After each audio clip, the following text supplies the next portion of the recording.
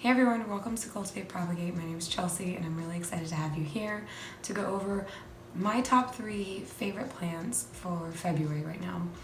These are plants that I've had in my personal collection, some longer than others.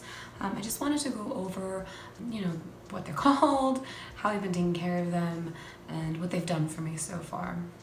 The first one up that I have, Tillandsia celeriana. This was a purchase from Owen's Gardens. I got a Xerographica. I got this celeriana. I also got Medusae, I believe, as well. But all of them are still doing excellent, and I'm really, really excited to get a plant that comes directly from the grower, which is kind of cool, which is what he does. Usually in a retail environment, or sometimes even in a nursery environment, depending, or like nursery section of, a big box hardware store. Usually these plants are grown off-site at a wholesale nursery that are then brought in and put into a retail environment and maybe not necessarily cared for. So the same goes with buying like a grocery store orchid. Like, it's going to be a little stressed by the time you actually get it home. So having a plant that's in as good of a health as you can have it in when you actually bring it home from the person you bought it from is, I feel, really key in successfully acclimating a plant to your home environment. That all said, so let's pick this little buddy up here. So celeriana, it's got these really cool tendril-like leaves, I guess you call them. I don't know my full morphology, terminology yet for air plants, but I do know that this guy is covered in trichomes, and they are responsible for delivering moisture from the air to the plant, or from your hand mister to your plant, which is what I recommend, by the way. I do not recommend soaking a lot of air plants unless you can quickly dry out the core of your plant. In the winter, it gets really dark here. Conditions are not really exactly all that great for drying out an air plant quickly. So if you cannot get over soaking your air plants, and if you refuse to spray them, please at least turn them upside down on an absorbent surface and let them kind of dry out, because when an air plant gets water within its core and it kind of sits in there, that's when rot sets in, and you just really can't do anything at that point. Like, some plants can be saved from root rot by doing a repot and taking off all the dead stuff, but with rot on air plants, it's particularly lethal for them because it's the core. Like, you're rotting their souls. So please be kind to your air plants, and don't drown them and don't rot them. I lost 2 beautiful Xerographicas in the winter when I was soaking my plants heavily, and it was just, I regret it, but we'll have a learning curve, and unfortunately our plants bear the brunt of it sometimes, and we just harbor the guilt for years.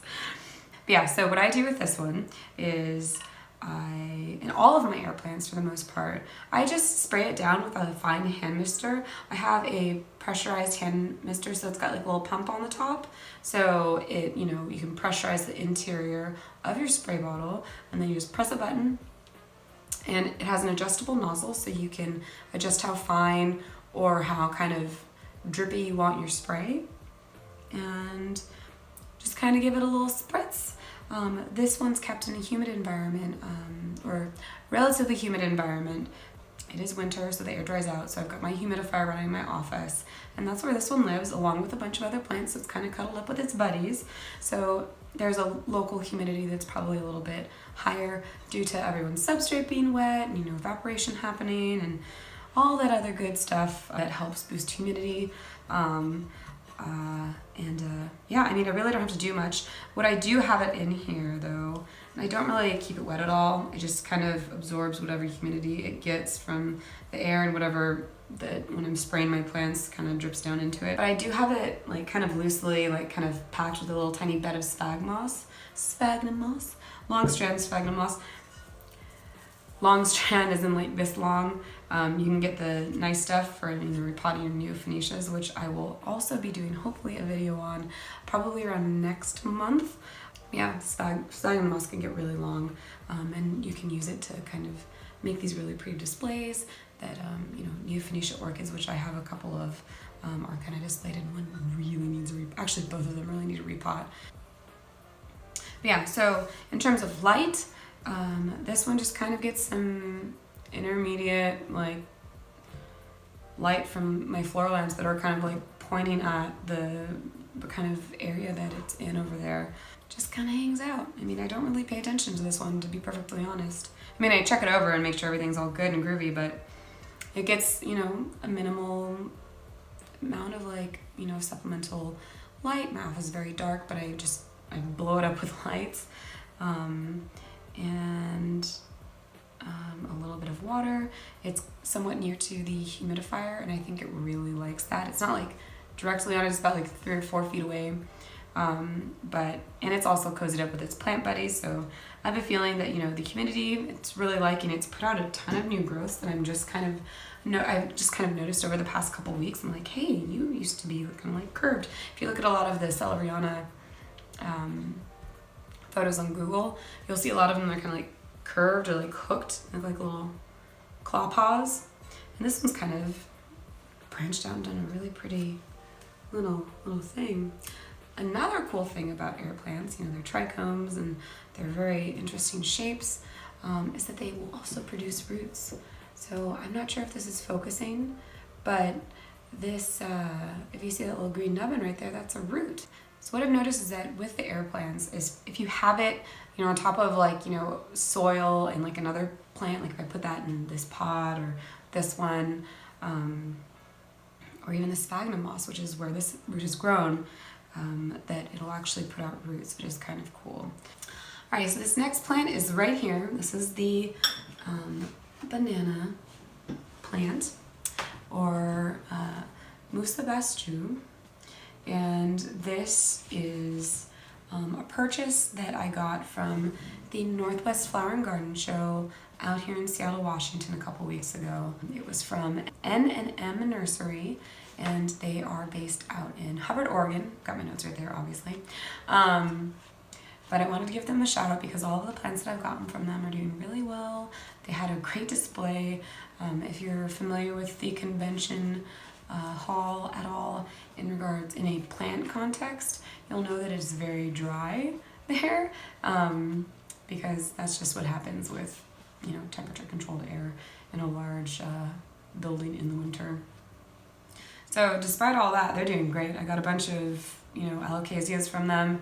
I got 2 banana trees and all kinds of fun stuff that I'm really excited to share with you later. But I'm trying to focus on 3 plants and 1 plant right now. So the banana palm. So this guy. So this right here is actually a pseudo stem. I was calling it a pseudo trunk earlier. Basically, it's it looks like a stem, but it's really just the leaves kind of clumped together, kind of like, oh, I'm gonna move this over here. Golly, you're really big. Oh, all right. Similar to kind of when you slice the rooted end off a celery to kind of make sticks. If you look in there, it's the same kind of layout. All of the leaves are overlapped onto one another. And it's pretty cool. So this is a super fast growing plant outside in optimal conditions. If you can recreate those optimal conditions indoors, you'll be rewarded with a very fast growing plant, especially if you get one in a very healthy state, which I believe I did. Whenever I'm buying a new plant, I usually try to look for new growth. So new growth in this instance was this, oh, hello. Somewhat similar to this. It had a new leaf unfurling, and that is actually this leaf right here.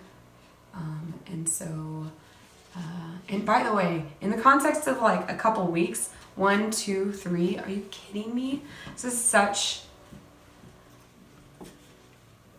such a gratifying plant to grow. I just need to get this out of my face. There's my Sharry Baby if you're into orchids. Oh, Trader Joe's Oncidium. But excellent plant, very gratifying. So if you're growing this indoors, you don't have to worry about it, you know, being close to a window that's cold, because this is a cold hardy variety.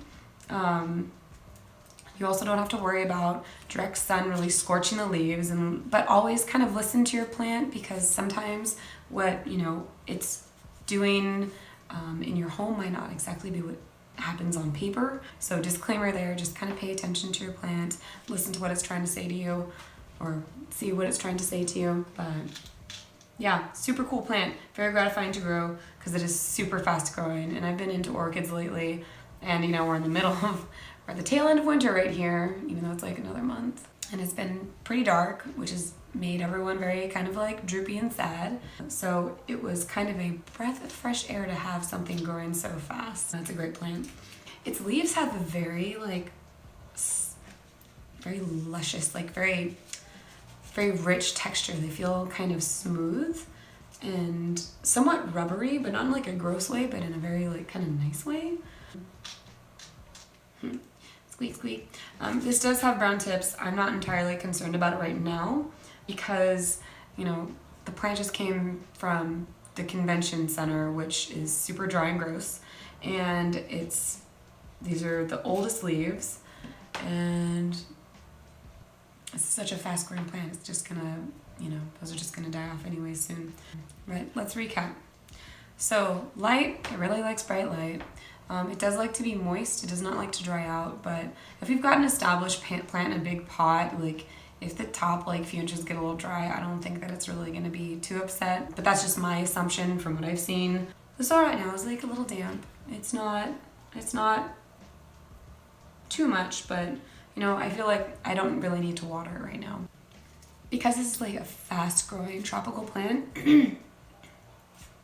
my assumption is that, you know, feeding it a fertilizer now and again wouldn't hurt. And if you're growing it indoors and you're not really, you know, you're not in the mood, or you're not in the place to repot it yet, I would just do like maybe a top dressing of compost or something like that. You know, just kind of taking out the first inch, putting some compost, letting it do its thing. So you don't really like over fertilize it, but you actually give it a little something.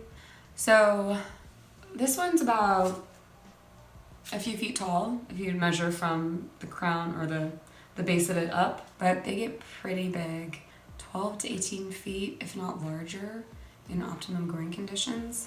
If you're growing it indoors though, you're probably gonna have a smaller plant, which is probably good. If you have, you know, a smaller apartment, or if you have a low ceilinged house, or if you just want a smaller plant, but it also looks like a banana palm. So the cool thing about this is that in the Pacific Northwest, at least in like the Seattle area, you can grow these outside. These are frost hardy plants.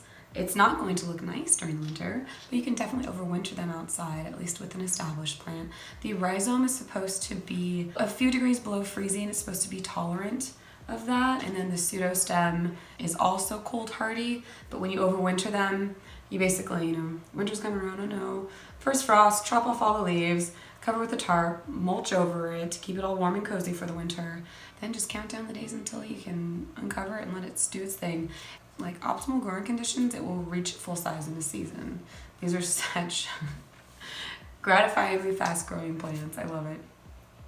And so for these to bloom, so you see the orchids, you know, I like to bloom stuff, but for these to bloom, it needs about a year or two in warm conditions, which I assume are also going to be optimal, you know, bright, warm, you know, soil's gonna be moist and it's gonna be fed. Yeah, it takes a year to 2 years to develop, or get to the point where it will develop an inflorescence. Inflorescence itself, so you've already imagined this huge tree already, and then you have this inflorescence that's about a meter or 3.3 feet tall. Like, it's an enormous inflorescence, but it makes sense, it's a large tree, so that's kind of cool. And it has both male and female flowers, so that's kind of interesting. These are grown for their fiber. These are not grown for their fruit. This is not a yummy snack banana tree. This one is the, what is it? This is the Morellii variant of anestheti. So yeah, can't eat the banana, or I guess you could technically eat anything, but it's not recommended. These are not grown for delicious fruit. It's going to be a very unpleasant experience for you, but if you want to make fiber or extract fiber out of your plant, you're gonna be good to go. So, fast growing plant, likes bright light, likes to have damp soil, but not soaking. Don't give it soggy feet now. But I highly recommend it, especially if you want like a tropical feel to your house, but you don't want something that kind of spreads out like a really big palm or your Monstera deliciosa. Highly recommend this one. If you're one of my followers, or if you've been following me on Instagram, I've been like posting stories about this every single day because I just can't get over how fast it's growing for me. So, pretty cool plant. Alrighty, so the next plant that I want to get into, it is a fern, but it is a really cool fern. Boop, boop, boop, boop. So this is Davallia fejeensis, and this is a fern. And if you see on it, you see these weird like little tarantula looking legs. These are the rhizomes, and this is what gives it its name, the common name, the rabbit's foot fern, or the kangaroo paw fern, or the deer foot fern. There are a lot of really animal feet centric names for this plant. Yeah, picked up at Lowe's for $3. It was on clearance. I thought it was an amazing plant. Like all the other ones, the little rhizomes were just starting to creep over the pot. This one, it just basically was, they're creeping out and over and going around and playing patty cake with one another. Like there's a lot of rhizome action going around on this plant. So I thought it was really cool. So I was like, oh, you're gonna mark it down for me? Because I was speaking to the garden center manager there, and he was like, yeah, I've been meaning to mark that down. How does $3 sound? I'm like, oh yes, I will take that right away, sir. And it's just been true love ever since. So this plant, in terms of its care, is pretty not fussy at all, honestly. Like, I'm actually kind of surprised. I got a button fern earlier this year, and it ended up throwing so much of a tantrum that I was like, okay, fine. You get your own terrarium. And so I just stuck in a closed terrarium so it could get all nice and happy and humid in there. But this one seems to do okay with lower humidity. It was doing okay in our bedroom that's kind of cooler and has lower humidity. But I wouldn't say it was super happy, but it's definitely a plant that you can bring into your home and not be worried that it's going to croak on you if you have to have a winter like we do, where it's dark and the air is dry because it's cold, so we need to turn the heater on, and the heater dries the air out. So really, really, really cool plant. I really like it a lot. The rhizomes are just so incredible, and so they just kind of creep out everywhere. I water this when it starts feeling a little light. So I just watered it the other day, and I watered it in the shower, so I watered it until the water came and soaked through. I've been watering this with a very weak solution of seaweed and warm water, or lukewarm water, I'd say. But I flushed it out recently in my last watering, just because I don't want to overdo it. This species is native to Fiji, which is probably the part of the fejeensis, part of the botanical name. And it is an epiphytic fern, but it also can be grown terrestrially, which is what's happening right here. And also, I guess, part of it's being grown epiphytically because it's just kind of hanging out of the pot. Yeah, it's a super not fussy fern. The one thing you're gonna have to watch out for is don't put it in direct sunlight. It will burn, it will scorch the heck out of your leaves.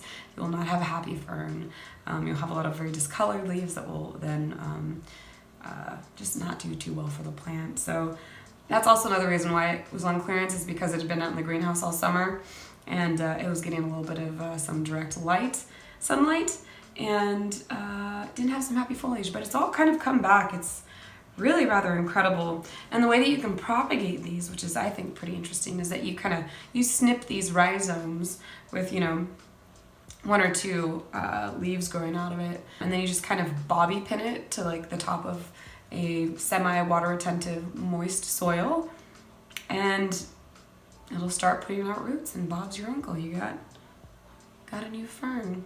And so I don't really have the heart to cut any of these rhizomes because, I mean, just look at it.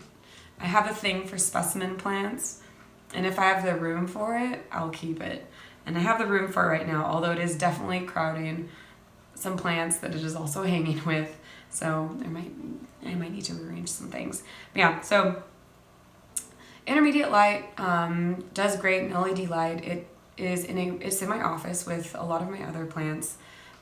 So it does get a little bit of humidity, 40% and upwards to about 50%, I'd say, on the high end. And then sometimes it'll like spike at like 60 or something like that if I have the door closed or if the door shuts on itself or something. It'll be like, ooh, too much. We're not a greenhouse. So it does get a little extra humidity, which I believe it has really been liking. The light's been low, which is probably why it's maybe a little like leggier than it could be. So the same way, your succulents get exfoliated and stretched out. The same kind of thing can happen with other plants too. So, rule of thumb is like, brighter light, more compact growth. Doesn't apply always, but a generalization is that, higher light will provide you with a plant that has more compact growth. So I don't particularly mind like those stemmier fronds. I think it's a gorgeous little fern, and it's one of the ferns. It's one of my two ferns. I have this one and I have the one that threw the temper tantrum and has its own terrarium now. But yeah, absolutely love this plant. I think it's fantastic. I think it's gorgeous. I broke off one of... Every time I move it, I end up... Womp womp. But, I mean, gorgeous. Gorgeous. And also hooking on to the Oncidium Sharry Baby. Let go, please. Yeah, it doesn't have any thorns. It doesn't have anything pokey on it like your asparagus fern might. Yeah, A+. And so if you can get your hands, if you can get your paws on a rabbit's foot fern, I would highly recommend it. But yeah, so I believe, this poor Oncidium Sharry Baby. Alrighty, so I was gonna try to stick with 3 plants. I feel like I think this one deserves a spot because this plant has been through so much and done so well for me. As you can see, it's got some blooms right here. This is an Oncidium Sharry Baby, or at least that's what I'm assuming it is because it was a noID. That is a common term thrown around in the orchid world for orchids procured without identification tags. So, you have like, something like this in here in my Dendrobium kingianum pot, you have your little tag that says its name in it. This one did not. It was from Trader Joe's, so it was a Trader Joe's noID. But I believe it is the Sharry Baby. So the story with this one is that I had just started getting into orchids after, getting a couple of discount bin rescues that were super dehydrated, and then getting an IKEA orchid that ended up having an incredibly rotted root system. So that ended up being a rescue as well, unfortunately. Fortunately, everyone's doing well, so it's all good. I was watching Miss Orchid Girl and Astrid's orchids. I watched a series of videos that, they're both kind of talking about different fragrances on orchids, and I was like, what? They smell too? Like, that's incredible. And so this is a super hybridized Oncidium. This is not a wild type. So typically with your super hybridized stuff like this, you'll get plants that are typically hardier to home conditions, bloom more readily, and will have longer lasting blooms. This is not always the case. This is just kind of a generalization. This is a really incredible plant because it was in a very terrestrial-like mix, and a lot of orchids are epiphytes. You have your Luducia discolors, like your jewel orchids. Those are terrestrial orchids, like straight up, like they'll be fine in soil. But with these, not so much. Like, I could see what they were trying to do there, and I'm sure that, their medium really reduced costs in regards to water management and moisture management for the plants. But if you take something from like a hot, humid greenhouse that's really sunny, the plant's like just soaking up all of that water all the time, it's probably not that big of a deal. Or obviously it wasn't that big of a deal because, I had an orchid that had 2 spikes out and fragrant and beautiful and everything. But when you take something like that into a home environment, much like my Anthurium water dragon, the soil conditions and the container choice actually ends up being problematic. So if moisture can't escape as readily from the container, if moisture is being retained within the soil because that's just the nature of the soil and the plant's not using it, you can really get into some nasty root rot territory. And I think that's kind of what happened with this. I got to it a little too late, and it's the same with all the other 3. And so this got repotted into semi-hydro. And semi-hydro, if you're not familiar, and this is a super not in-depth explanation, but semi-hydro, so grown in water, but only a little bit of water, not a lot of water. Miss Orchid Girl on YouTube goes into semi-hydro quite in depth, but this is the general setup of a semi-hydro orchid. You've got, your 2 holes, you've got your reservoir of water, and then you've got, I think you can technically use anything in semi-hydro, but the better bet is to use expanded clay spheres or leca pellets, like that. Just because you're not going to be getting any organic matter that is, the substrate's not going to break down on you, essentially. And yeah, so you just kind of, when you water, you just like fill it up, let it drain out, and just let it do its thing, honestly. It's a very time-saving way to water your plants. Pretty good at controlling the moisture, especially after your orchid gets acclimated to it. Now there are some orchids that don't do super well in semi-hydro, who need to have like a little bit, drier of a little bit more of a dry period. But that's all something that's all stuff you can research, and it's super awesome. There are a lot of people who do really great, amazing, in-depth videos of that. Oh my gosh, wow, I rambled.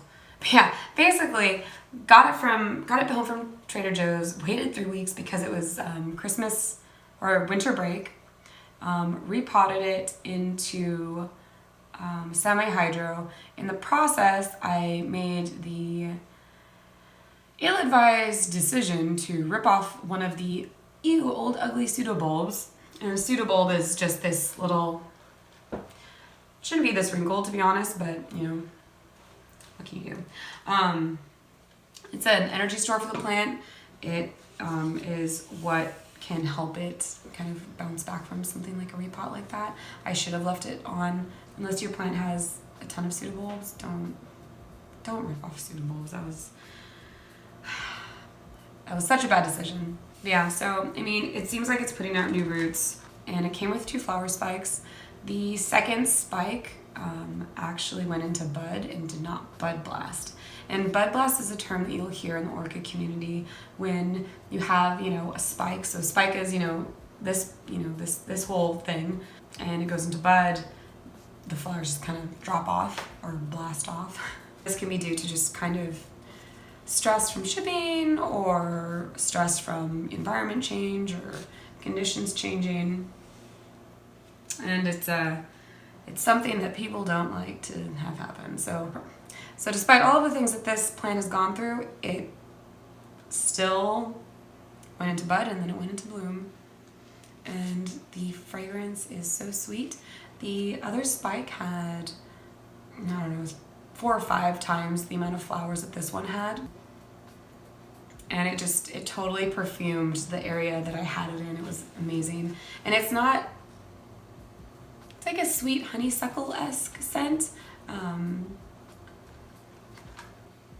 It's supposed to smell like chocolate. I'm not really getting that vibe, but maybe my interpretation of chocolate is something different. I don't know.